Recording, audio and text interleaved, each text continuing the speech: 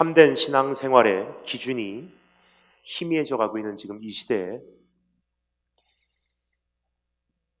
무엇을 가지고 내 자신을 진찰해야 할런지, 진단해야 할런지 혼란스러운 때에 살고 있다고 생각을 합니다.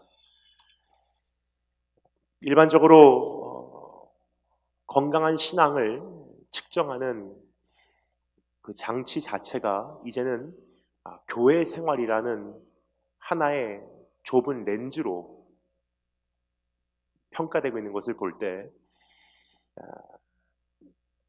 많은 분들이 교회에 소속되어 있기에 신앙생활을 하며 안주하는 모습을 보며 참으로 안타까운 마음을 느낄 때가 여러 번 있습니다. 그래서 이제는 신앙생활이라는 것은 무엇인지 구체적으로 분해해서 살펴볼 때가 되지 않나 생각이 됩니다. 그래서 어제 첫 번째 말씀, 본향을 향하여 나아가고 있는가라는 질문으로 내 신앙을 점검할 수 있었고요. 오늘 이 시간에는 한 걸음 더 나가서 좁은 길로 행하고 있는가, 좁은 길을 걷고 있는가라는 제목으로 오늘 주어진 말씀에 함께 귀를 기울여보도록 하겠습니다. 이 말씀을 통하여 우리를 부르시는 주님의 음성은 너무나 분명합니다. 좁은 길로 돌아오라, 그리고 좁은 길을 걸어내라. 여러분, 그렇습니다. 본향으로 돌아가는 그 길은, 천국을 향한 그 길목은 좁은 길, 좁은 문이라고 말씀을 드리고 싶습니다. 주님께서도 그렇게 말씀하신 것을 여러분 기억하시는지요?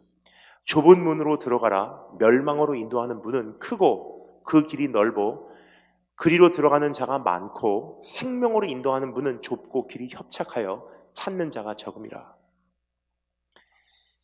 주님의 부르심에 오늘 이 밤에 온전히 반응하기 위하여 주어진 본문 말씀에 우리가 귀를 기울여 볼 때 여기서 목격할 수 있는 좁은 길에 대한 세 가지 소개를 발견할 수가 있습니다. 그 좁은 길에 대한 이 세 가지 소개를 함께 정리한 시간이 되었으면 좋겠습니다. 첫 번째, 짐을 진 채로는 갈 수 없는 길. 두 번째, 세상의 눈으로 볼 수 없는 길. 세 번째, 주님 한 분으로 채워가는 길. 좁은 길에 대한 이 표지판을 우리 함께 살펴내려가도록 하겠습니다. 그럼 한번 따라해서 한번 하겠습니다. 짐을 진 채로는 갈 수 없는 길. 지금 조금 전에 읽었지만 1절부터 7절 전반까지의 말씀을 제가 읽겠습니다.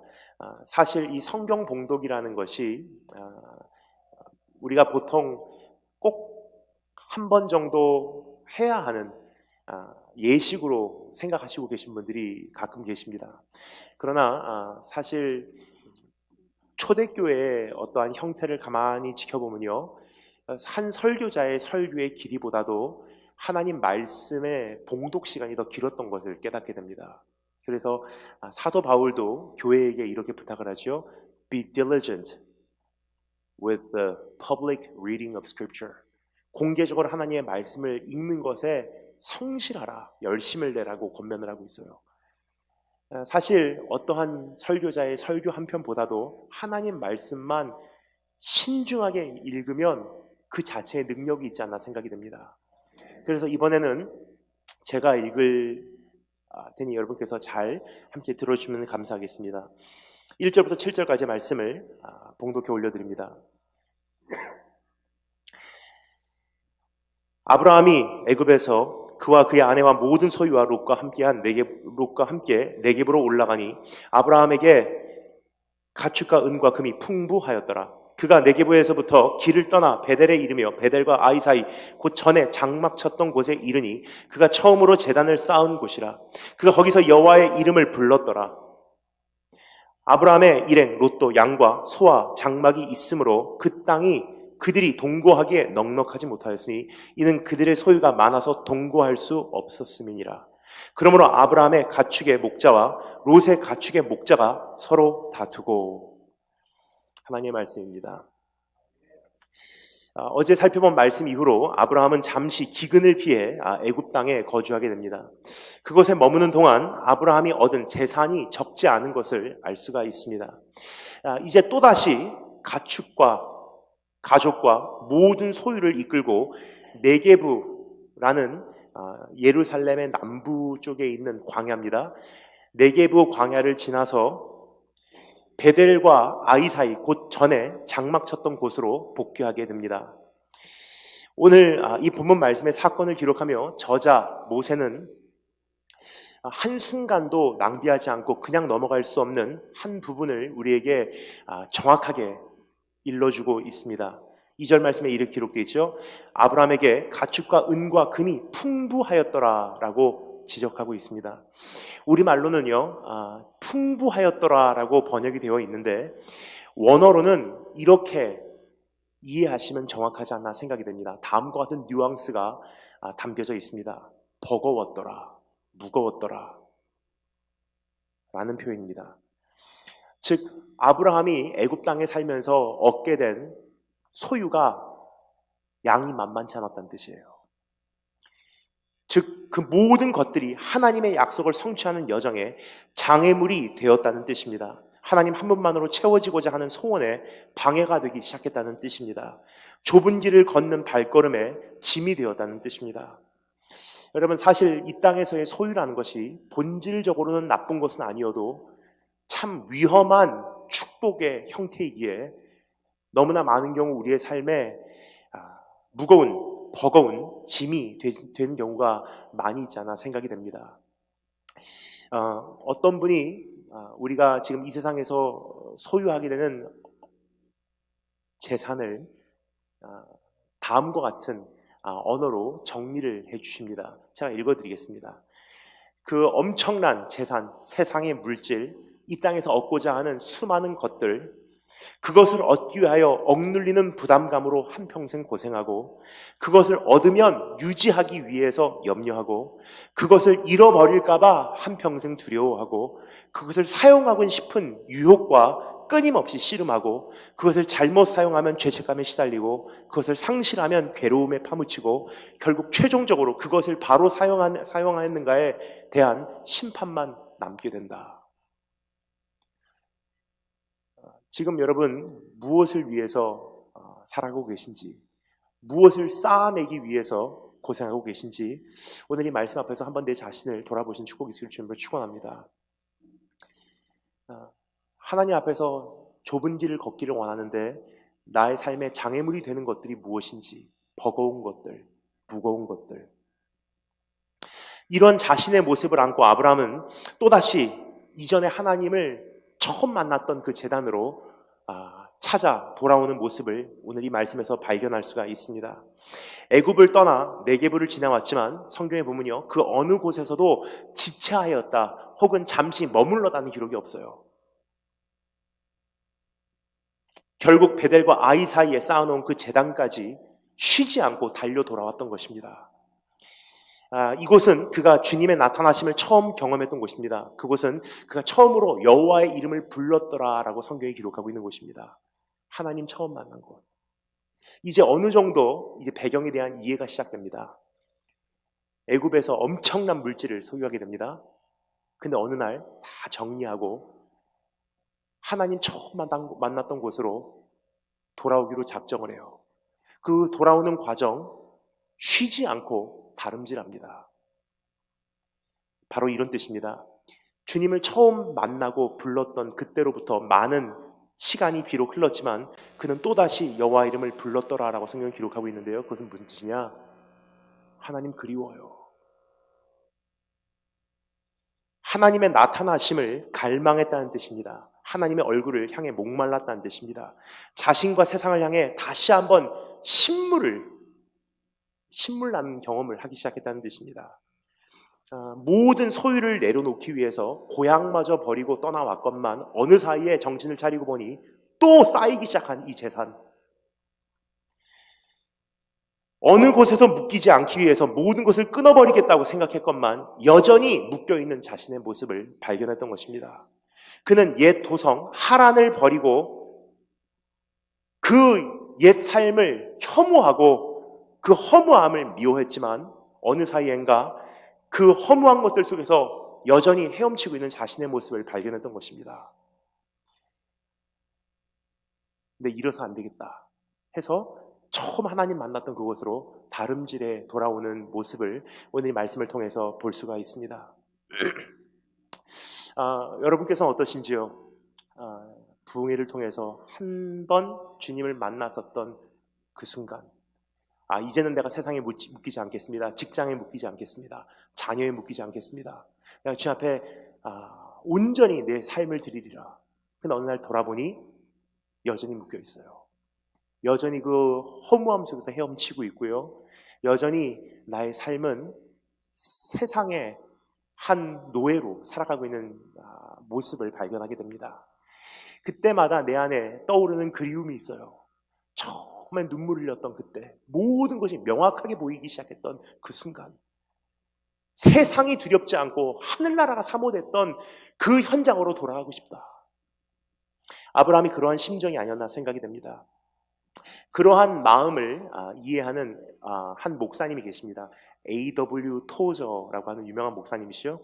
그 목사님께서 최근에 번역한, 한국어로 최근에 번역한 책에 이러한 글이 실려져 있습니다. 하나님의 지혜는 지식으로 얻을 수 없다라는 제목의 책인데 이러한 내용입니다. 한 여인은 오렌지꽃 향기를 맡으며 웨딩 마치를 올렸지만 결혼 후에는 말합니다. 오 하나님, 내가 기대했던 것은 이것은 아닙니다. 이것은 아닙니다. 저는 남편을 사랑하고 있고 남편은 분명히 좋은 사람입니다. 그는 내게 과분한 사람입니다. 하지만 이것은 아닙니다. 젊은 남자가 노력하여 박사학위를 얻었지만 오 하나님, 이것은 아닙니다. 내가 생각했던 것은 이것이 아닙니다. 라고 고백하게 된다. 또 어떤 남자는 고급 차를 샀지만 도로 경계석 옆에 서서 내 하나님, 이것은 아닙니다. 이것은 아닙니다라고 말씀드린다. 내가 어떤 것에 안주하기 시작하면 그분은 즉시 그것이 아니다, 그것이 아니다라고 말씀하신다. 여러분 어떻습니까? 지난 한 해를 돌아보시며 이거다라고 생각하고 왔는데 지금 한 해를 돌아보니 이것이 아닌데 라고 느끼시고 계시지 않으신지. 확실한 투자라고 생각했건만 한 해를 마무리하는 이 시점에 내 삶을 다시 한번 검토해 보니 그거 역시도 확실한 것이 아니었다는 정체가 드러나기 시작합니다. 그래서 결국 오늘 하나님 앞에 우리가 고백하기를 원하는 것은요, 바로 이와 같은 내용입니다. 하나님, 주밖에 없습니다. 내가 오늘 이 연말을 맞이하며 다시 한번 두 손 들고 돌아오리니 주님 나를 받아주시기를 소망합니다. 주님 만났던 그 고백으로 다시 한번 돌이켜주시고 주님 앞에 내 삶을 헌신했던 그 자리로 나를 다시 한번 인도해 주시기를 소망합니다. 이러한 모습으로 아브라함은 하나님께 부르짖었던 것입니다. 하나님, 나 좀 살려주세요. 고향으로는 돌아가기 싫고 앞으로는 이제는 어디로 가야 할지 모르겠고 오래전에 나타나신 나의 하나님, 한 번만 더 나를 만나 주시옵소서. 그것을 성경에 뭐라고 말합니까? 아브라함이 여호와의 이름을 거기서 불렀더라 라고 되어 있어요. 이것은 아브라함이 예배를 드렸다는 표현이 아니에요. 다시 한번 하나님을 갈망하기 시작했다는 거예요. 하나님의 얼굴을 찾기 시작했다는 것입니다. 사실 이 창세기 말씀을 보면서 한 가지 놀랄 수밖에 없는 것은요, 아브라함이 애굽에 가 있는 동안 하나님과 교제했다는 기록이 없습니다. 오히려 비겁하게 자기 자신을 보호하기 위해서 아내에게 오빠라 그래, 그런 속임수는 써도요, 세상의 요령은 동원해도요, 하나님을 신뢰했다는 기록은 성경에 어디에도 없어요. 무슨 뜻이냐? 아직 신앙이 굉장히 얕은 존재였었어요. 그렇지 않습니까? 메소포타미아에서 하란까지, 그리고 하란에서 가나안까지 한 걸음 한 걸음 따라서 오긴 했지만 신앙의 뿌리가 아직 얕은 거예요. 여호와 하나님이라는 분이 아직 누군지는 잘 모르는 거예요. 교제하는 방법을 아직은 잘 터득하지 못한 거예요. 어디까지 선하신 분이시고 어디까지 신실하신 분이신지는 아직은 경험하지 못한 거예요. 그러다 보니 환경만 바뀌어도 쉽게 믿음 생활을 유지하는 것이 쉽지는 않았던 것 같습니다. 그러던 애굽 생활을 이제는 정리하고 다시 한번 하나님을 만나려고 몸부림치는 그의 모습을 여기서 발견할 수가 있는데, 자, 이렇게 하나님을 찾은 아브라함의 부르짖음이 이제는 구체적으로 응답하기 시작합니다. 아브라함이 여호와의 이름을 불렀더라. 즉각적으로 하나님께서 아브라함에게 응답을 하세요. 그러나 아브라함이 예상했던 응답의 형태는 아니었었어요. 하나님 다시 만나주세요. 내가 그때로 돌아가고 싶어요. 정말 다시 한번 순전하게 주님을 사랑하고 싶어요. 그때 느꼈던 단순함, 그때 느꼈던 세상이 명확하게 보이는 그 깨끗함, 다시 내가 누리기를 원합니다. 세상을 초월한 듯한 그러한 능력, 내가 다시 한번 소유하기를 원합니다. 근데 하나님께서 응답하기 시작하는데 아브라함이 예상했던 응답의 형태가 아니었습니다. 그 다음 구절에 이렇게 기록이 되어 있습니다. 그가 거기서 여호와의 이름을 불렀더라. 그 다음 구절, 아브라함이 일행 롯도 양과 소와 장막이 있으므로 그 땅이 그들의 동거하기에 넉넉하지 못하였으니 이는 그들의 소유가 많아서 동거할 수 없었음이니라. 그러므로 아브라함의 가축의 목자와 롯의 가축의 목자가 서로 다투고라고 되어 있어요. 하나님을 불렀는데 즉각적으로 나타나는 현상이 무엇입니까? 아브라함과 롯, 그 목자들 사이에 다툼이 일어나는 장면입니다. 아브라함과 롯의 목자들이 서로 다투기 시작했던 것입니다. 여기까지 말씀드리면요, 어떤 분들은 말씀을 더 나가기 전에 한 가지 의문 때문에 집중을 못 하시는 경우가 있으세요. 계속 물질에 대해 안 좋게 이야기하시는데 그 물질이 나쁜 겁니까? 라고 물어보세요. 근데 분명히 먼저 말씀드리기 원하는 것은요, 조금 전에도 이야기를 드렸지만 물질 그 자체가 나쁜 것은 아니에요. 그러나 다시 한번 말씀드리겠습니다. 매우 위험한 축복이에요. 잘 관리하고 잘 감당하고 오히려 물질을 초월한 사람이 이 물질을 소유하지 않으면요, 물질을 다스리는 것이 아니라 물질의 노예가 돼요. 그래서 하나님께서는 물질을 주실 때 그것을 감당할 수 있는 사람들에게 주세요. 특별히 하나님께서 사랑하시는 분이라면요, 함부로 물질을 주시지 않는다는 거예요. 왜요? 칼날이기 때문에. 잘 활용하면 무기지만 잘못 사용하면 내가 베이거든요. 주변 사람들이 다치거든요. 그리고 어떤 사람들은 세상의 지혜로 인해서 성공을 일시적으로는 할 수는 있어요. 하지만 하나님께서 그 사람을 정말로 사랑하신다면요, 그 물질이 그 사람에게는 짐이 되면 거두어 가시는 경우가 참 많습니다. 왜요? 사랑하시니까. 하나님께 아브라함이 부르셨습니다. 하나님, 내가 다시 만나고 싶어요. 그런데 참 희한해요. 아브라함은 물질에 대해서 별로 관심이 없었던 사람 같아요. 일본에 이런 말이 있습니다. 오카네와 아시, 돈은 발이라 하는 표현이 있습니다. 돈에는 발이 달렸대요. 무슨 뜻이냐면 돈을 쫓아가면 돈이 나에게서 도망간대요. 그러나 내가 돈을 무시하고 살면요, 돈은 나를 쫓아온대요. 참 기가 막힌 일본의 속담입니다. 그러한 관점에서 볼 때 아브라함이 그러한 존재가 아니었나 생각이 돼요. 사실 아브라함은요, 막 돈에 연연하는 사람은 아니었던 것 같아요. 그냥 돈을 무시하고 사니까 나도 모르는 사이에 계속 재산이 쌓이는, 어떻게 보면 매우 소박한 사람, 소박한 부자예요. 어떻게 알 수 있죠? 하나님, 내가 주님을 정말 다시 알고 싶은데 어떻게 하면 좋겠습니까? 그 기도를 들으시고 응답하시는 하나님의 방법이요, 물질을 거두어 가시는 것이 아니라 롯을 거두어 가셨어요. 무슨 뜻이냐면 아브라함이 하나님을 알아가는 가운데, 하나님 한 분만으로 만족을 배우는 과정 가운데, 하나님의 뜻을 이루는 가운데 장애물이 됐던 것은요, 물질이 아니라 롯이었다는 거예요. 그래서 하나님께서는 롯과의 이별을 준비하십니다.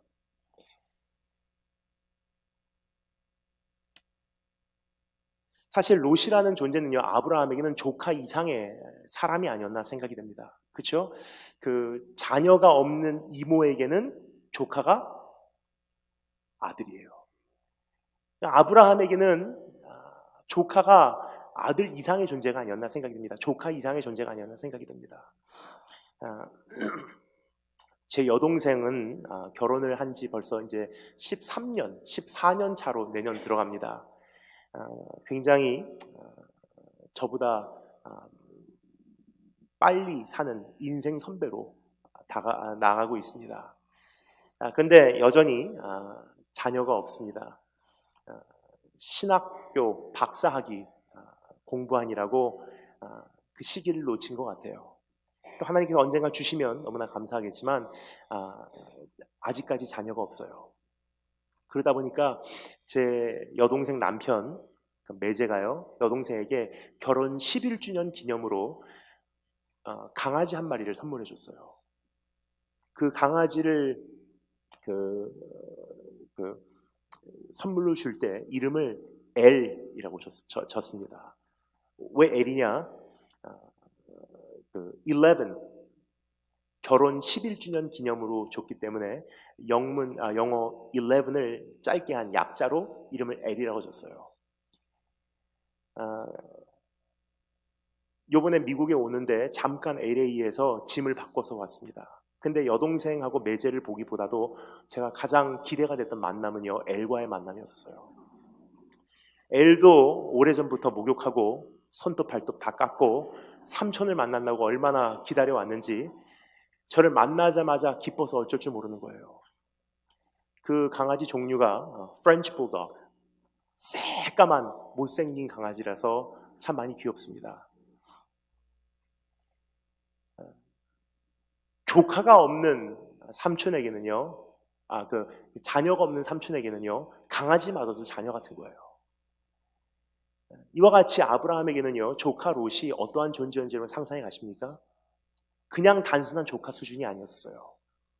그럼 하나님께서 아브라함의 인생을 가만히 바라보시면서 이것이 너에게는 짐되고 있어 했을 때, 하나님, 내가 정말 주님을 다시 만나고 싶습니다. 그 기도의 응답이 뭐냐? 물질을 거둬가시는 것이 아니라 조카를 거둬가셨어요. 뿐만 아니라 아들 이상의 사람이었어요. 기억하십니까? 하나님께서 아브라함에게 어떠한 약속을 주셨는지, 그 약속에 대한 아브라함의 반응이 무엇이었는지 한번 들어주시면 감사하겠습니다. 내가 너로 큰 민족을 이루고 내가 복을 주어 네 이름을 창대하게 하리니 너는 복이 될지라. 그 다음에 아브라함의 순종의 반응입니다. 이에 아브라함이 여호와의 말씀을 따라가고 롯도 그와 함께 갔으며 라고 되어 있어요. 무슨 뜻이냐면요, 불순종이라는 것도 물론 있지만 사실은 아브라함에게는 롯이 아브라함의 순종의 한 형태였었어요. 아직 여호와 하나님이라는 분이 누구신지를 잘 모르기 때문에, 어디까지 기적을 일으키실 수 있는 분이신지를 모르기 때문에 자녀를 주신다는 것은 미처 생각을 하지 못하고, 나를 통해서 위대한 나라를 만들어? 그러면 롯을 데리고 가면 하나님께서 롯을 통해서 위대한 나라를 만들어 주시겠구나. 그럼 하나님께서 이 약속을 응답하시도록 내가 도와드려야 되겠구나. 즉 롯이라는 존재는요, 아들 이상의 존재, 하나님의 약속 성취의 방법이었어요. 근데 하나님께서 무엇을 거두어 가십니까? 롯을 거두어 가십니다. 여러분, 하나님께서는 결국 아브라함이 갖고 있는 롯을 향한 애착마저도 정리하게 하시는 그러한 손길이라는 사실을 여러분 기억하시기 바랍니다. 왜냐? 짐을 진 채로는 성화될 수가 없거든요. 어제도 말씀드렸습니다. 신앙이라는 것은요, 제자리 걸음은 퇴보예요. 몇 가지 이유가 있지만 한 가지만 이 시간 말씀드리겠습니다. 오래전에 제가 쓴 책, 이기는 자라는 책이 있습니다. 그 책의 가장 중요한 그 내용이 무엇이냐면요, 매일은 환난이지 평안이 아니다. 가면 갈수록 괜찮아질 거야. 아무런 문제 없어. 더 나아질 거야. 우리가 막연한 그 속임수에 속아서 지금 아무런 근거도 없는 낙관주의를 가지고 살고 있어요. 괜찮아질 거래. 아무런 문제 없어. 대학만 잘 가래. 취업만 잘하래. 결혼만 잘하래. 그러면 행복해진대. 어렸을 때부터 그렇게 배웠어요. 대학만 가면 더 행복해질 거야. 취업만 잘 되면 행복의 확률이 높아질 거야. 결혼만 잘하면 인생 성공한 거야. 그렇게 되면 돼 하고 아무런 근거도 없는 너무나 낙관주의를 가지고 살도록 어렸을 때 배웠고요. 그리고 지금 살아가고 있는 것이 우리의 삶이 아닌가 생각이 됩니다. 그러나 성경적인 세계관은 무엇이냐? 가면 갈수록 더 만만치 않아. 어제보다 오늘 핍박이 더 심해지면 심해졌지 없어지진 않았어요. 어제보다 오늘 기근이 더 심해지면 심해졌지 나아지진 않았어요. 어제보다 오늘 하나님 나라가 더 가까이 왔으면 가까이 왔지 멀어지지 않았다는 거예요. 그러면 주님께서 마태복음 24장, 마가복음 13장, 누가복음 21장에서 말씀하신 내용은 무엇입니까? 가면 갈수록 거짓 선지자, 거짓 그리스도들 더 많이 나타나. 여러분, 신천지, 우리가 굉장히 큰 문제를 삼고 있는데 사실 신천지라는 것은요, 역사의 최종적인 이단이 아니에요. 시작에 불과합니다. 즉 신천지 따위로 교회가 이미 타격을 받는다는 것은요, 이제부터의 앞날을 감당하지 못한다는 뜻이에요. 그래서 어떻게 보면 신천지는 하나님께서 교회에게 허용하신 축복이에요. 거울이에요. 네 모습이 이거밖에 안 돼. 이 정도로 성도들이 우왕좌왕할 것 같으면 내일 상상도 하지 마. 이제는 신천지를 보고서 대적하고 끝나는 것이 아니라 거울로 보시기 바랍니다. 이 정도로 내가 우왕좌왕할 것 같으면 내 성도들을 내가 준비하지 못했구나. 내 자녀들을 내가 바로 신앙으로 세워내지 못했구나. 가면 갈수록 더 많아지게 돼 있어요. 전쟁과 기근과 전쟁에 대한 소문과 사람들은 사랑이 식고 조급해지고 용서하기를 더디하고 가면 갈수록 세상은 악해지게 돼 있다는 거예요. 그러면요, 나는 나름대로 제자리 걸음하고 있다고 생각합니다. 그런데요, 현실은요, 흘러가고 있어요. 지금 퇴보하고 있다는 뜻이에요.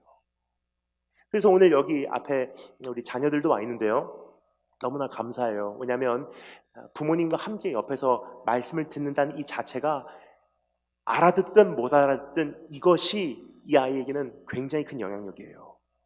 그래서 저는 저 자녀들을 보면요, 마음이 짠해요. 왜냐면요, 30년 전에 제가 저 나이 때 제가 이 세상에 살면서 내 믿음 하나 지키려고 감당하지 않으면 안 됐던 이 세상의 악함의 강도하고요, 30년 후인 오늘 저 아이가 이 세상에 살면서 절제해야 되고 그 유혹을 싸워서 이겨야 되고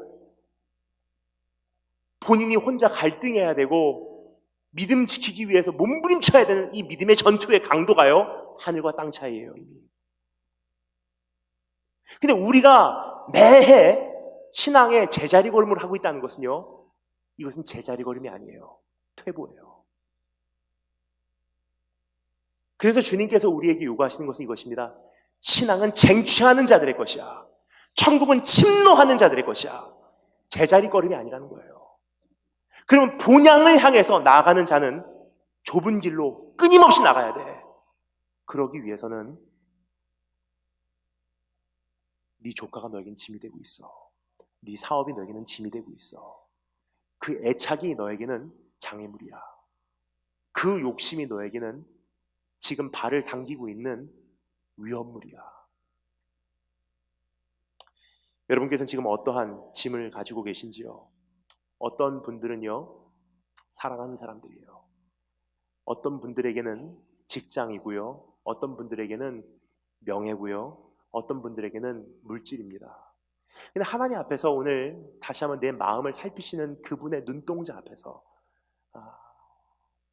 온전히 칭찬받을 수 있는, 그래서 새로운 결단을 우리가 주님 앞에 올려드릴 수 있는 축복이 있기를 주님으로 축원합니다. 여기까지 말씀드리면 어떤 분들은 이렇게 질문하십니다. 뭐 거기까지 어렵게 신앙생활 합니까? 하나님이 왜 우리를 아프게 하시기를 즐겨 하시는지요?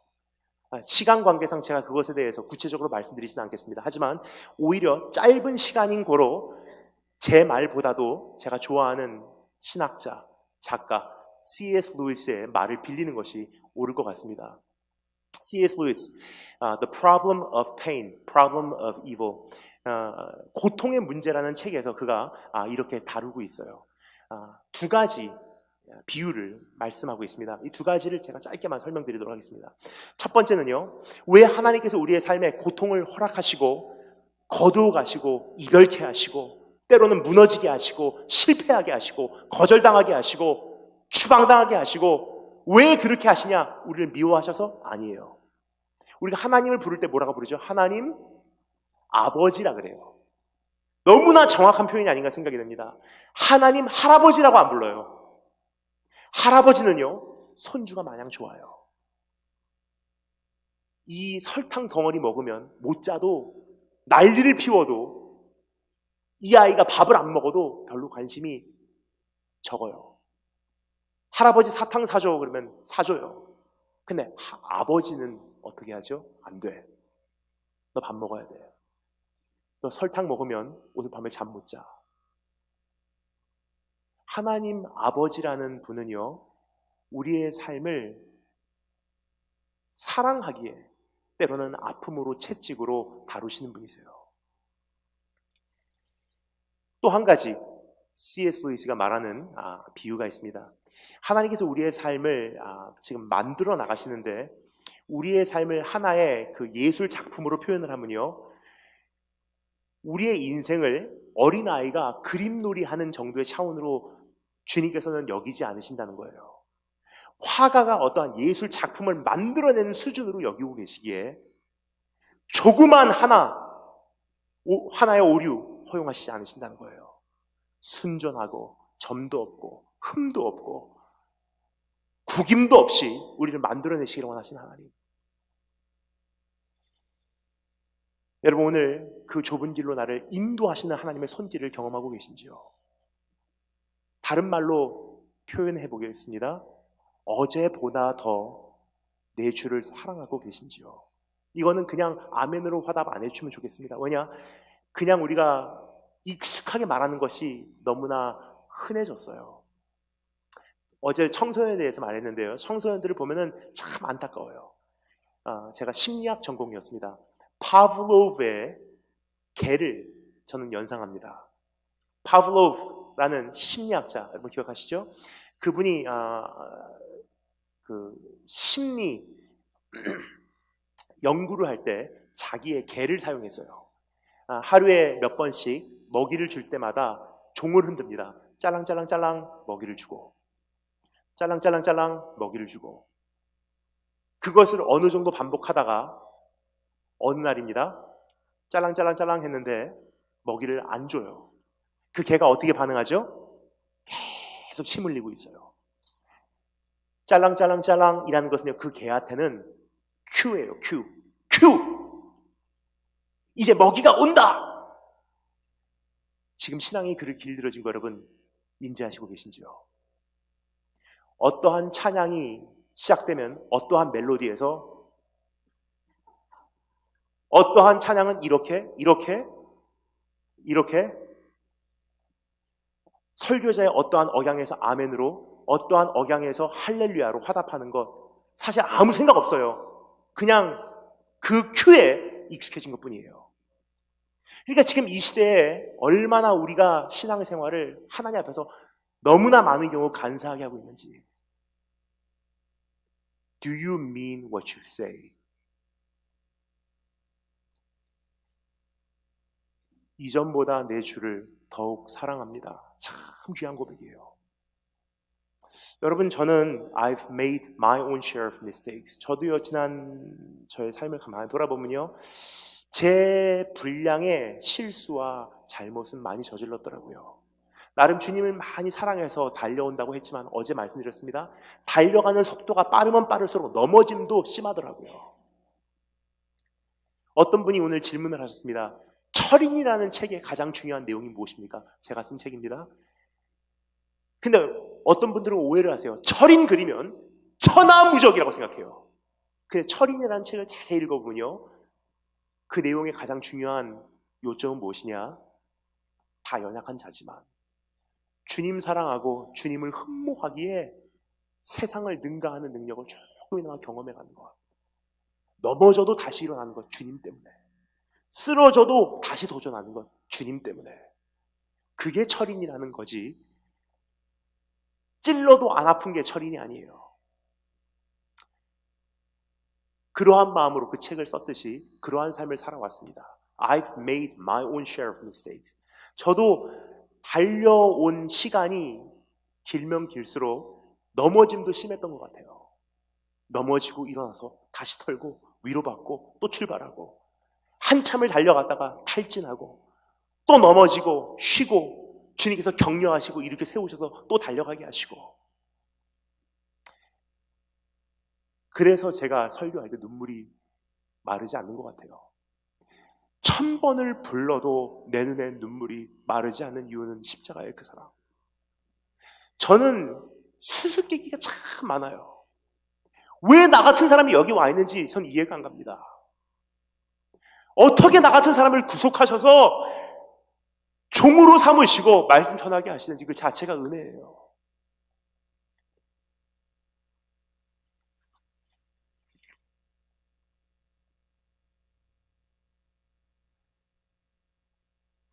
그렇게 살아온 것 같은데 최근에 이제 제가 제 제자와 함께 어느 지역을 이렇게 자동차로 지나가고 있었습니다. 그 제자가 저한테 말합니다. 목사님, 13년 전 우리 여기서 사역했던 거 기억하십니까? 맞네. 그때 굉장히 더 에너지도 풍성했고요, 열정도 많았어요. 그 제자가 저에게 이렇게 말하더라고요. 야, 참 그때가 그립습니다. 근데 참 희한해요. 무심코 제 입에서 나오는 그 대답이 무엇이었냐? 저도 그 대답을 하고서 깜짝 놀랐어요. 내가 이런 고백이 있구나. 참 그때가 그립습니다 하는 그 제자에게 저도 모르는 사이에 제가 이렇게 답을 합니다. 나는 안 그리워. 지금 내가 주님을 더 사랑하거든. 실수도 많고 넘어짐도 많고 잘못도 있었지만 13년 전에 처음으로 목사 안수 받고 선교지로 파송받았을 때보다 지금 더 제 길은 좁아지고 있고요. 근데 그것은 주님께서 잘 나가시는 것보다도 이제는 하나님, 이건 나에게 불필요할 것 같아요. 이것은 내가 주님과 교제하는데 장애가 될 것 같아요. 이거 하다 보면 주님의 얼굴이 보이지 않을 것 같아요. 이 사람하고 교제하다 보면 오늘 밤 주님의 음성이 안 들릴 것 같아요. 하나님, 거기 갔다 오면 내가 설교 준비하는데 도저히 방해가 될 것 같아요. 이거 안 하겠습니다. 안 만나겠습니다. 못 가겠습니다. 어느 날 돌아보니 진짜 좁아지더라고요. 관계를 기피해서 아니에요. 주님 사랑하려고 하다 보니까 어느 사이엔가 좁아지고. 그래서 오늘 주님 앞에 우리가 한 가지 바른 관점을 갖기를 원합니다. 우리의 신앙이 10년 전이나 지금이나 여전히 동일한 넓이의 길을 가고 있는가? 이전이나 지금이나 여전히 익숙한 신앙생활을 하고 있는가?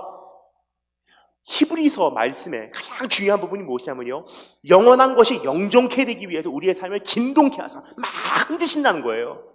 왜요? 흔들지 않으면요, 영원하지 못한 것이 영원한 줄 알고서 착각하고 사니까 평생을 막 흔드세요. 영원하지 않은 사업 무너져 내리게 돼 있어요. 영원하지 않은 인생 썩어버리게 돼 있어요. 그 하나님의 요동케 하심 속에서. 근데 우리를 저주하시기 위해서 아니에요. 엉뚱한 거 잡지 마. 그거 잡고 있다가는 녹아내리는 밧줄이야. 그러니까 우리의 삶을 흔드신다는 것이 얼마나 감사한지.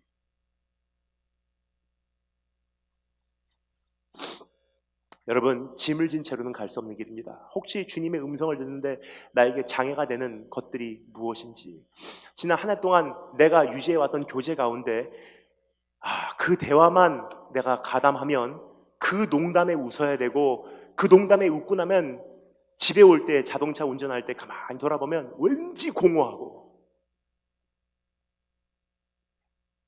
파네라 브레드 앉아서 1시간을 이야기한 다음에 주님과 멀어지는 경우들이 있어요. 이제는 주님 앞에서 또 한 해를 시작하고자 하는 성숙한 성도로서 내가 그 길로 들어서기 위해서 잘라내시는, 좁은 길을 선택하시는, 짐을 내려놓으신 축복이 있으실 줄 축원합니다. 두 번째 따라 점사했습니다. 세상의 눈으로 볼 수 없는 길. 우리 7절부터 13절까지 이번에는 여러분께서 읽을 수 있는 기회를 드리도록 하겠습니다. 7절부터 13절까지 한 번만 더 읽어보도록 하겠습니다. 또 가나안 사람과부터 시작. 예, 잠시만요. 준비하시고 예. 또 가나안 사람과 브리스 사람도 시작.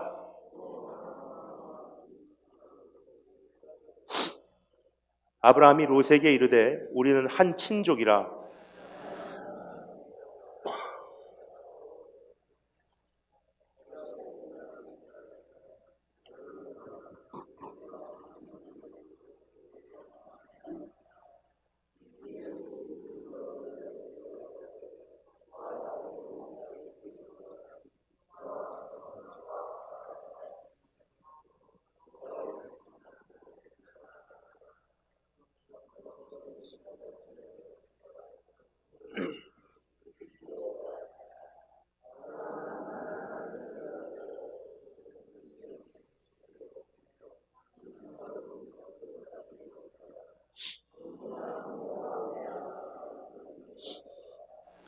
아멘.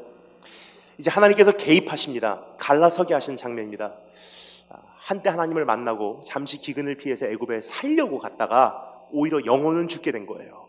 근데 꿈틀거리는 조금의 생명력으로 인해서 내가 이래서는 안 되는데 하고 애굽을 걷어차고 하나님 처음 만났던 장소로 복귀하게 됩니다. 달려 돌아와요. 중간에 어디에서 머물렀다는 기록이 없다고 말씀드렸습니다.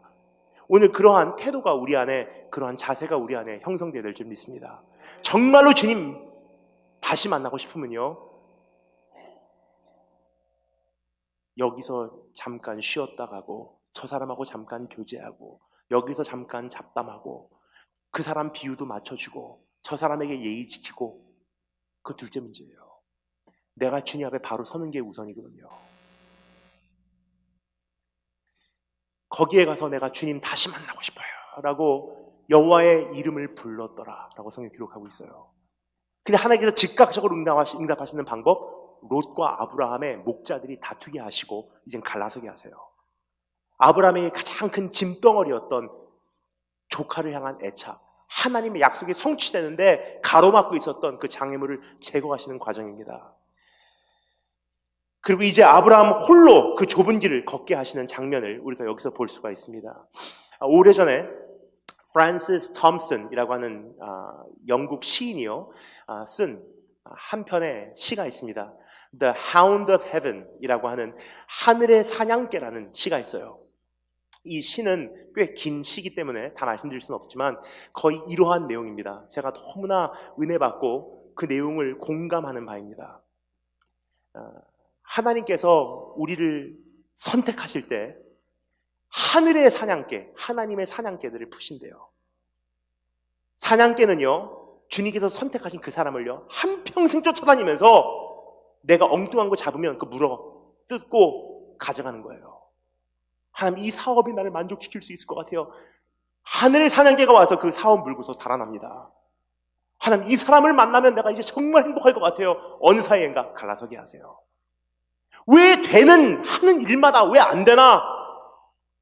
저주받은 인생인가? 아니에요. 선택받은 인생이에요. 하나님께서 선택한 인생을 향해서 하늘의 사냥개를 푸셨기 때문이에요. 언제까지? 주님 한 분만으로 내가 정말 만족합니다. 성화될 때까지.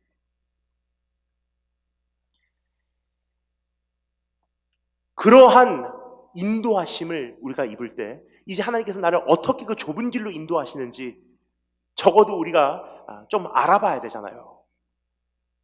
길이 좁아질 때 이 길로도 갈 수 있고 저 길로도 갈 수 있는데 그 좁은 길을 간다는 것은 도대체 무엇인지 오늘 여기서 세 가지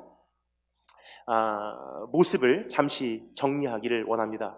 세상의 눈으로는 그 좁은 길을 알아볼 수가 없어요. 그래서 하나님의 관점에서 좁은 길을 알아본다는 것은 도대체 어떠한 기준들인지 여기서 잠시 생각해 보도록 하겠습니다. 첫 번째, 따라하시면 감사하겠습니다. 관계 중심. 좁은 길은 언제나 관계 중심이에요. 보통 좁은 길을 걷는다 그러면요, 이해를 못 하시는 분들은요, 야, 이기주의적이다, 자기밖에 모른다. 근데 사실 내가 정말로 주님 한 분만으로 만족하기를 원합니다. 주님을 섬기기를 원합니다. 내가 정말로 이제는 주님을 따라가기를 원합니다 하는 순간 주님께서 우리에게 반드시 인식시켜 주시길 원하시는 것은요, 관계 중심으로 해봐. 진짜 어려워져. 주님만을 원합니다. 그러면 우리는 가정 다 내팽개치고 주님한테 올인하면 그게 좁은 길을 걷는 거라고 생각합니다. 하지만 이것도 사실은 굉장히 걷기 쉬운 길이에요. 근데 이 길이 왜 어렵냐? 하나님을 향한 열정은 내가 굽히지 않지만 관계 중심이거든요. 무슨 뜻인지 설명을 드리겠습니다. 오늘 이 말씀에 보면요, 아브라함이 롯에게 이르되 우리는 한 친족이라 너나 나나 내 목자나 네 목자나 서로 다투게 하지 말자. 내 앞에 온 땅이 있지 아니하냐. 너는 떠나가라. 네가 좌하면 나는 우하고 네가 우하면 나는 좌하리라. 관계 중심이에요. 좁은 길을 걷는데 여유가 있어요. 이 여유가 어디서부터 샘솟아 올랐나? 여러분 기억하십니까? 하나님께서 아브라함에게 준 축복, 내가 너를 복이 되게 하리니 그랬어요. 아브라함이 복이에요. 무슨 뜻이냐면요, 아브라함은 이해를 했던 것 같아요. 네가 우해? 괜찮아. 어차피 내가 복이니까 내가 여기 가면 이 땅에 복받게 돼 있어. 네가 좌해? 오케이. 내가 복이니까 내가 여기 가면 이 사업이, 이 교회가, 이 지역이 복받게 돼 있어. 네가 원하는 대로 골라봐. 아브라함의 여유는 마음의 너그러움이 아니에요. 사실 아브라함은 그렇게 너그러운 사람은 아니었던 것 같아요. 내 생명을 지켜줘. 오빠라 그래, 오빠. 그런데 신앙 안에 돌아왔을 때, 그래서 신앙이 빚어낸 인물이기 때문에 믿음의 아버지인 거예요. 신앙 안에 돌아왔을 때 이 사람은 보석과 같이 빛나는 사람이에요. 신앙을 떠나서는 소박하고요, 그냥 아주 소극적인 사람이 아니었나 하는 생각을 이 말씀을 읽을 때마다 하게 됩니다. 대범한 사람은 아니었던 것 같아요. 신앙이 임하니까 캐더라우머, 그 조카 롯을 구하러 내 왕국과 전투할 정도의 담대함이 나오잖아요. 그러한 신앙의 사람입니다. 근데 아브라함이 이 길을 선택하는 것을 가만히 보잖아요. 관계 중심이에요. 너하고 나하고 다투지 말자. 남은 거 나한테 줘. 그러면 그 길 내가 선택할게. 알고 보니 그게 좁은 길이에요. 여러분, 우리가 주님을 사랑하고 주님을 따라간다고 하는 것은요, 다른 사람을 무시하고 서로에게 상처 주고 하나님께 영광 돌리고 주님의 나라를 이룬다는 것은요, 가는 과정 가운데 서로와 투쟁하고 서로와 찢어지고 주님의 뜻을 이루기 위해서, 정의를 위해서 사는 것이 아니에요. 주님께서 우리에게 사실 요구하신 것이 한 가지예요.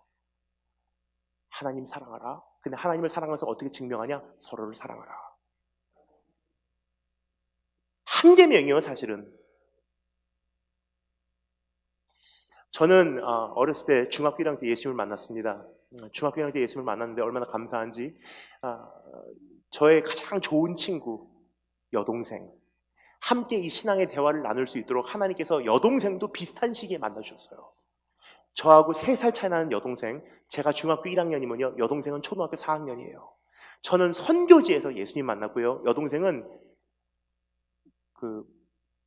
성령님 안녕하십니까? 라는 책 한 권 가지고 방에 들어가서 예수님 만나고 나왔어요. 그러니까 결국은 저는 선교지에서 만났기 때문에 선교지로 떠나고요, 여동생은 서적으로 만나서 결국 지금 교수직에 있습니다. 신학교 교수예요. 근데 어렸을 때부터 여동생하고 그렇게 함께 예수님을 비슷한 시기에 만나고 나니까 어머니하고 저하고 여동생이 한 팀이 돼서 이제 신앙생활에 불이 붙기 시작했어요. 수요일은 수요 예배, 금요일은 금요 철야, 토요일은 노방전도, 주일날 아침에는 새벽 예배, 9시 예배, 11시 예배, 오후 1시에 일본어 예배, 중고등부 예배, 아침에는 그 주일학교 예배, 보조교사로 섬깁니다. 그리고 저녁에 7시 반에 저녁 예배. 모든 공신 예배에 다 참석하는 거예요. 저는 중학교 1학년, 여동생은 초등학교 4학년. 그때부터 이제 아버지에게 브레이크가 들어오기 시작해요.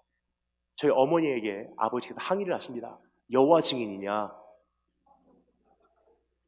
애들을 데리고 분수가 이제 어떻게 여기까지 신앙생활을 하냐? 학교 가야 되는 애들을 데리고.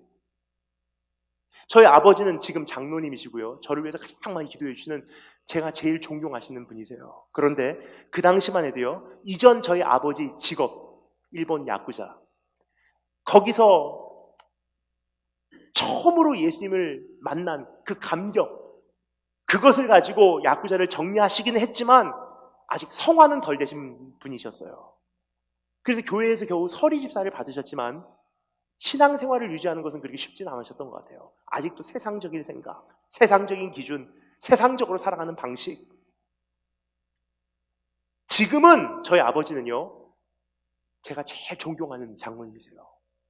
참 오랜 시간에 걸쳐서 하나님께서 좁은 길로 외롭게 주님 한 분만으로 만족하게 만들어 오신 주님의 작품이세요. 근데 그 당시만 해도요, 그러한 세상적인 말씀을 하시더라고요. 여호와 증인이냐.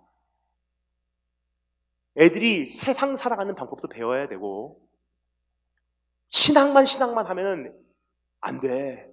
애들 데리고 교회 그리 가지 말라는 거예요. 예, 보통 같으면 어떻게 하죠? 우리가 주님을 알아야 돼 하고 어머니께서 이렇게 말씀하셔도 이상하지 않습니다. 사탄아 물러가라. 우리 아빠를 위해서 중보하자. 아빠의 마음에 강팍함이 없어지도록 우리 함께 아빠를 위해서 중보하자. 그게 당연한 거잖아요. 저희 어머니께서 저에게 하셨던 말씀 저는 잊지 못해요. 십자가는 우리가 지기로 약속한 거야. 근데 십자가를 지면은 collateral damage.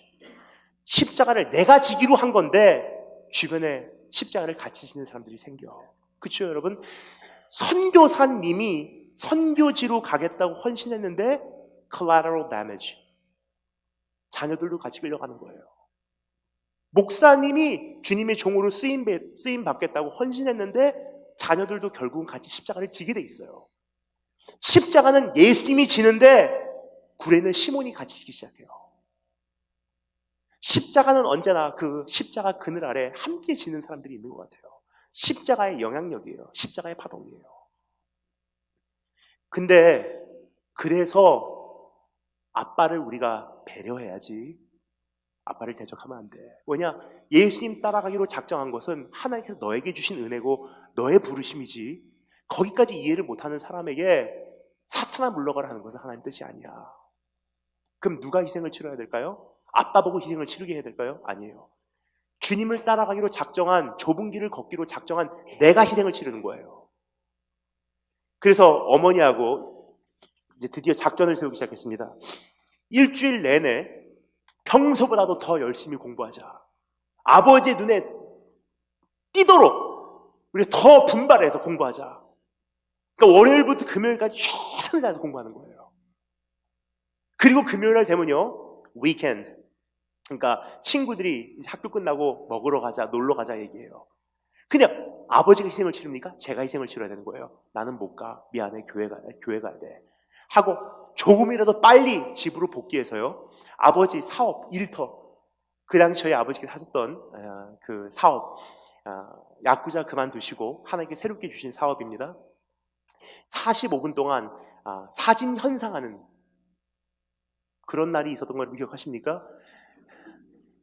후지필름, 코니카, 코닥 갖다 주면요, 45분 동안 DP, Film Development, 그러면 사진으로 받아볼 수 있는 거잖아요. 그 사업을 하셨어요. 우리 집은 디지털 카메라의 등장으로 망한 대표적인 예입니다.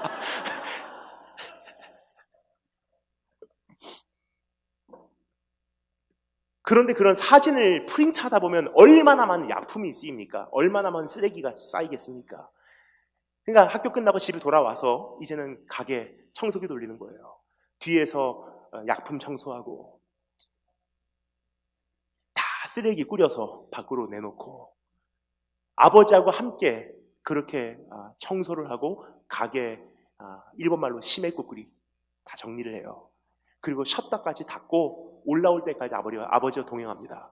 그 사이 여동생은요, 집에서 일주일에 한 번 대청소를 하는 거예요. 다 대청소하고 아버지 방에다가 후동 이부자리 깔아놓고, 어머니께서는 그 사이에 장 보러 가십니다. 일주일에 한 번 가장 맛있는 요리를 준비하세요. 그리고 아버지 올라오실 때까지 어머니께서 집에서 밝게 요리를 하시고 준비하고 계세요. 그럼 아버지 오시면 오카에리 나사이 다녀오셨습니까? 하고 아버지 잠깐 뉴스 보시고 TV 보실 사이에 요리가 준비됩니다. 같이 식탁에 앉아서 조용하게 행복하게 즐겁게 식사를 맞이합니다. 그리고 아버지 TV 조금 더 보신 사이에 저희들은 각자 방으로 돌아가서 공부하고요. 이제 정리를 해요. 그러니까 아버지께서 주무실 시간이 되면요 방으로 들어가시잖아요. 여동생이 미리 아버지를 위해서 편지를 써놨어요. 얼마나 훌륭한 아버지인지. 아버지께서 후동 잠자리에 누우십니다. 그럼 저하고 어머니하고 여동생이요 아버지 잠자리 옆에 무릎 꿇고 앉아서 여동생이 그 편지를 읽어드려요. 그 손 붙잡고 아버지를 축복기도 해드려요. 그리고 오야스미나사이 안녕히 주무십시오 하고 조용하게 불 꺼드리고 거실로 나옵니다. 근데 어머니께서 아버지가 완전히 깊은 잠에 들어갔다 확인하실 때까지는 발자국 소리도 안 내요. 왜요? 주무셔야 되니까. 아버지는 지장이 없으셔야 되잖아요. 깊이 잠드시고 코 고는 소리가 들리기 시작합니다. 그럼 어머니께서 이제 가자. 그때 이미 금요 철야 예배가 시작됐어요. 그러면 이제 집에서 나와서 교회로 달려갑니다. 교회에 가서 예배를 드리고 그때만 해도 심야 기도회가 아니었어요. 철야 기도였어요. 새벽 한 2시, 3시나 돼야지 집에 복귀하는 거예요. 그러면 토요일이면요 학생들에게는 가장 중요한 날이에요. 늦잠 잘 수 있는 날이거든요. 근데 금요 철야를 다녀온 것은 제 상황이지 아버지에게는 아버지는 아니잖아요.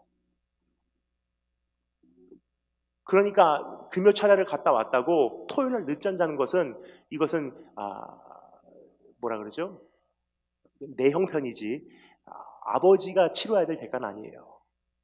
그래서 토요일날 아침에 일어나는 시간이요 금요 철야를 안 갔다 왔더라면 일어날 만한 이른 시간에 토요일날 몇 시간 안 자고 일어나요.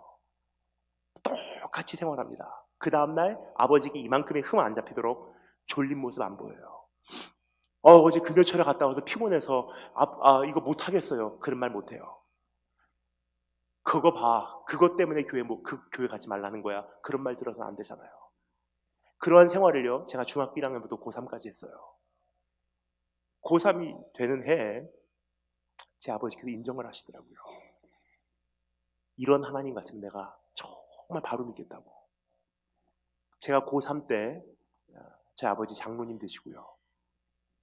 지금까지 하나님께서 참 귀하게 쓰고 계세요.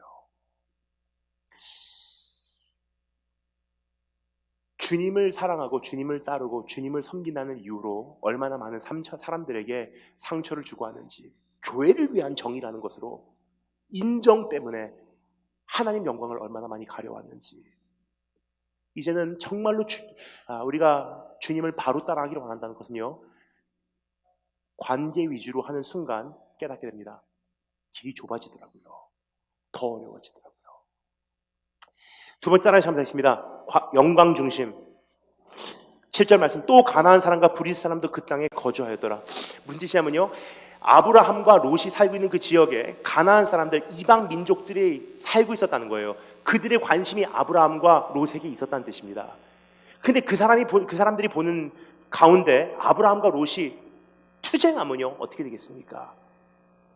그러니까 아브라함이 말하죠. 우리가 다투지 말자. 사람들 다 보고 있어.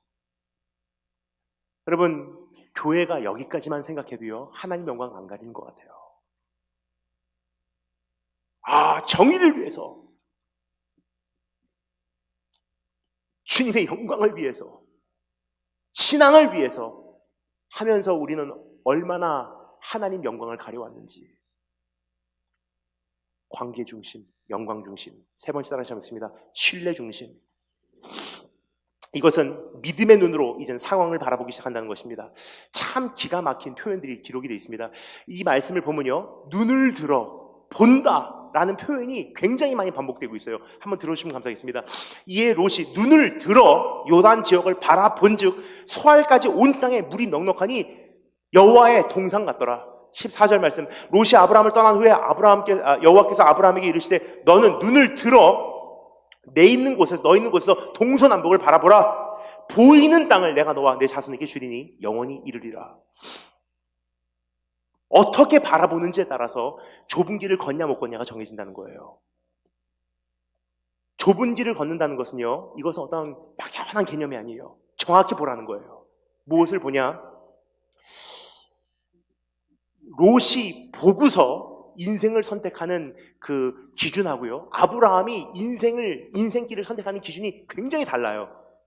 롯이 인생을 선택하는 기준은 무엇입니까? 뜬구름. 눈에 잘 보이긴 하지만 괜찮은 것 같아, 화려한 것 같아, 여기다 투자하면 좋은 것 같아를 보고 있어요. 여러분, 이것은 신뢰도 필요 없고요, 이것은 보암직한 것을 근거로 투자하는 인생이에요. 그것은 넓은 길입니다. 근데 좁은 길을 걷는다는 것은요, 신뢰의 길을 걷는다는 것이고 믿음의 눈으로 바라보신다는 것인데, 믿음의 눈으로 바라본다는 것은요, 우리가 생각하는 것과 조금 달라요. 우리가 생각하는 믿음의 눈으로 바라보는 것은요, 없는 것을 바라보는 건 줄 알아요. 근데 믿음의 눈으로 바라보는 것, 참된 신뢰라는 것은 멀리 있는 뜬구름을 보는 게 아니라 허락하신 삶의 범위를 받아들이는 것입니다. 그래서 하나님께서 아브라함에게 보게 하세요. 롯은 보아하니 저 땅이 좋은 것 같아, 화려한 것 같아, 투자할 만한 것 같아 하고 소돔 땅을 선택합니다. 근데 아브라함에게 하나님께서 요구하세요. 너도 밖에 나와서 동서남북을 바라보라 그러세요. 그 주님께서 뭐라고 말씀하십니까? 보이는 땅을 내가 너에게 주리라 그래요. 하나님께서 일하시는 이게 신앙의 범위, 그것은요, 보이지 않는 땅을 주시는 분이 아니세요. 우리 시야의 범위예요. 진짜 신뢰를 네가 나에게 보이고 싶니?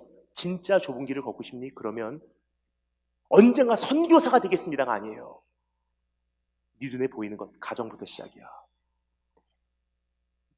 남편에게 머리 한번 숙이고, 마음 상해도 내가 삼키고, 사랑하는 교우에게 내가 한번 져주고, 눈에 보이는 것부터 시작하는 게 신뢰의 삶이에요. 우리가 보통 믿음에 대해서 크게 오해를 하고 있어요. 믿음 그러면 눈에 보이지 않는 것들, 무슨 언젠가는 선교사가 될 것이고 언젠가는 열방을 뒤집을 것이고, 그러한 믿음을 가지니까 뜬구름 잡는 믿음, 언제까지나 추상적인 신앙을 갖고 있는 거예요. 근데 성경에서 요구하는 것은요, 너는 눈을 들어 사방을 바라보라. 동쪽, 북쪽, 남쪽, 서쪽을 바라보라. 눈에 보이는 땅을 내가 너에게 주리라. 보이는 곳에서 출발하시기 바랍니다.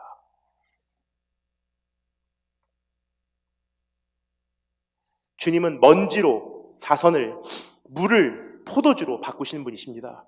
믿음이라는 것은 포도주를 바라보는 것이 아니라 믿고 순종하여 항아리를 물로 채우는 것이 믿음이에요. 주님께서 우리에게 요구하시는 것은요, 보내심을 받은 이 시야의 범위, 가정에서 잘해, 교회에서 잘해, 직장에서 잘해. 우리 시야가 닿는 곳, 거기가 이제 하나님께서 나의 기적을 일으키실 물을 담는 항아리예요. 그러니까 우리가 지금 신앙에 대해서 크게 오해를 하고 있다면요, 뜬구름 잡는 것에 익숙합니다.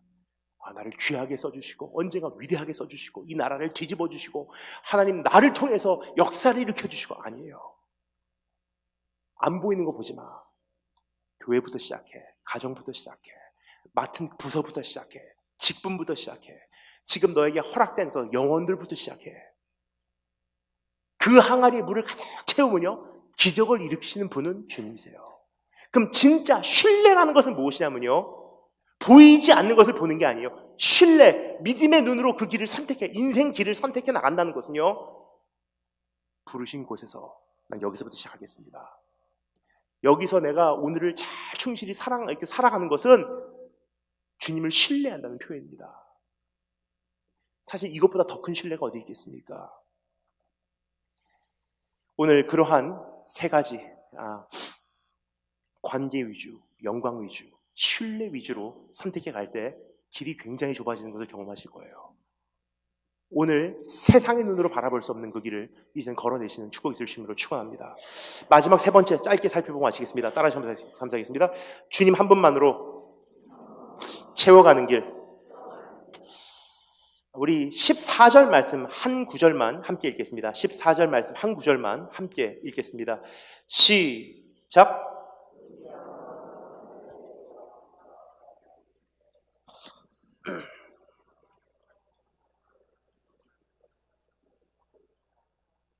하면 롯이 떠나기 전까지는요 하나님의 음성 안 들렸어요. 지금 읽은 14절 말씀에 뭐라고 되어 있죠? 롯이 떠난 후에 여호와께서 드디어 아브라함에게 말씀하시되, 하나님께서 우리에게 말씀하시는 가장 중요한 과정은요 말씀하시기 위해서 거두어 가시는 과정이에요. 그럼 거두어 가시는 과정은 나와 함께 하시지 않냐? 말씀하시기로 작정하셨기 때문에 이별케 하시고 거두어 가시고 메마르게 하시고 헤어지게 하시고, 롯이 떠난 후에 여호와께서 아브라함에게 말씀하시되, 내가 의지하고 있었던 것을 내려놓지 않으면 만날 수 없는 하나님, 나의 생활을 보장해 주던 배를 버리지 않으면 따라갈 수 없는 길, 나의 사랑하는 것을 포기하지 않으면 완전히 채워질 수 없다는 진리. 여러분, 우리도 하나님을 그렇게 만나기를 원하지만 내 안에 상실된 단호함이 있지 않은지, 우리가 일반적으로 생각하는 좁은 길, 주님을 위해서 고난을 받겠습니다. 근데 이 좁은 길이라는 것은요 본질적으로 고난은 아니에요. 주님 따라가다 보니까 주님이 오늘도 여전히 가시는 그 길이 한 마리 잃어버린 양을 찾아서 떠나시는 그 길인 거로, 한 마리 잃어버린 양이 있는 곳은 핍박의 현장, 아픔의 현장, 가난의 현장이기 때문에 주님과 함께 가다 보니까 맺혀지는 열매가 고난이지, 좁은 길 자체가 본질적으로 고난은 아니에요. 그래서 우리가 오해를 푸시기 바랍니다. 나는 고난을 받고 있기 때문에 좁은 길 가겠습니다. 아니에요. 고난을 받으면서도 좁은 길 안 가시는 분들 굉장히 많습니다. 그런데 오늘 하나님 앞에서 정리하기를 원해요. 좁은 길을 간다는 것은요 주님으로 채워가는 길이에요. 어제보다 주님을 더 채워가고 주님 음성 더 명확하게 한마디라도 들리게 내가 주님과 주파수를 맞추고, 방해가 됐던 것을 내 손으로 내려놓고 고난을 받아야지가 아니에요. 주님을 사랑하다 보니까 어느 날 돌아보니 좁은 길을 가고 있더라고요. 여러분, 오늘 그러한 좁은 길, 주님 한 분만을 원해서 달려가는 그 길에 여러분을 초대하기를 소망합니다. 제가 마지막으로 하나만 읽어드리고 말씀을 마치도록 하겠습니다. 너무나 참 중요한, 우리가 잘 아는 내용입니다. 철로 역정, Pilgrim's Progress, 철로 역정 내용 중에 크리스천, 이 책의 주인공이죠. 크리스천이 시온산, 본향을 향해서 나아가는 그 과정을 쓴 내용이죠. 근데 거기서 곤고산이라는 곳에 도달하는 장면을 기록하고 있습니다. 그 장면을 제가 한 장면만 제가 읽어드릴 텐데 잘 들으시면 감사하겠습니다. 크리스천은 쉬지 않고 계속 걸어가서 마침내 곤고산이라는 산에 기슭에까지 이르렀는데 그 밑에는 샘물이 흐르고 있었다. 그런데 좁은 문으로부터 곧장 반듯하게 뻗어 있는 길 외에도 산기슭에는 두 갈래의 길이 더 있었는데 하나는 왼편으로 굽어 있었고 또 하나는 오른편으로 굽어 있었다. 산 꼭대기에서 반듯하게 곧장 뚫려 있는 길의 이름은 고난의 길이었으며, 샘으로 가서 물을 마시고 새로운 기운을 얻은 크리스천은 산 꼭대기까지 뻗어 있는 그 좁은 고난의 길만을 선택하여 걸어 올라가면서 이렇게 흥얼거렸다. 산이 아무리 높다고 한들 내 어이 올라가지 못할까 보냐. 험난하고 피곤할지라도 내 마음을 상하게 하지는 못할지니 생명으로 인도하는 길이 바로 여기에 있음을 내가 깨달았기 때문이로다. 자, 힘을 내고 용기를 둬도 나약한 마음, 두려운 마음 모두 물리치고 가기는 험난하나 분명히 나를 평안으로 인도하는 이 옳은 길을 택함이 더 낫지 않겠는가.